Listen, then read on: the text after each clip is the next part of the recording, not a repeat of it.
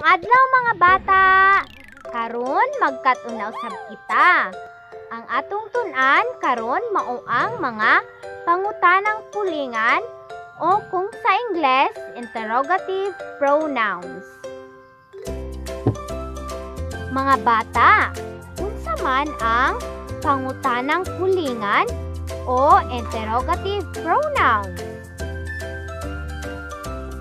Mga bata, ang pulingan mao ang pulong na pwede nato ipuli sa pungan.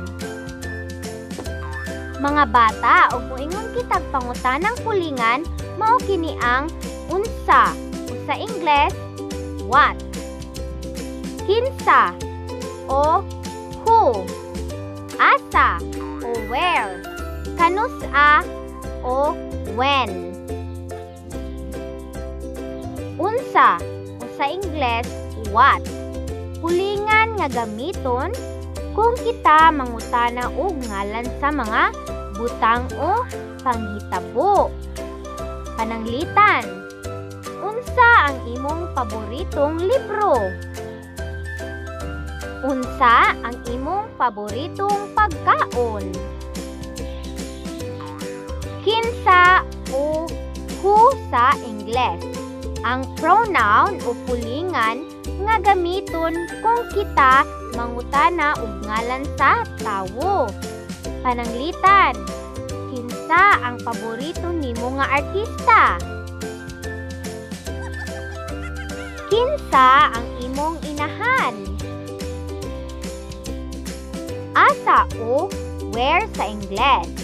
Ang pronoun o pulingan nga gamiton kung kita mangutana og ngalan sa mga lugar. Pananglitan, asa ang atong classroom? Asa dapit ang sikihor? Kanus-a o when sa Ingles.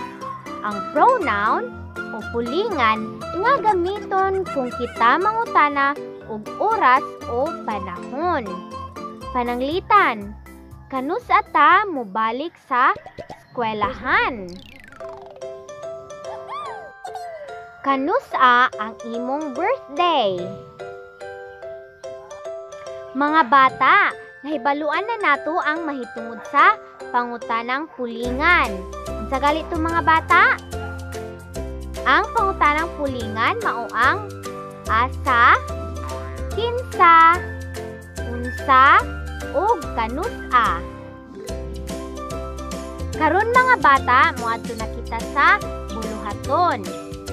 Pahimangno, isulat ang insakto nga pangutanang pulingan sa mga blanko. Unsa, kinsa, asa, ug kanus-a. Una, blanko, nagkaon sa akong candy. Ikaduha, blanko ang color sa imong sanina. Ikatulo, blanko ang inyong balay. Ikaupat, blanko kaha mahuman ang pandemya. Ikalima, blanko ang atong basurahan. Humana ba kamo mga bata?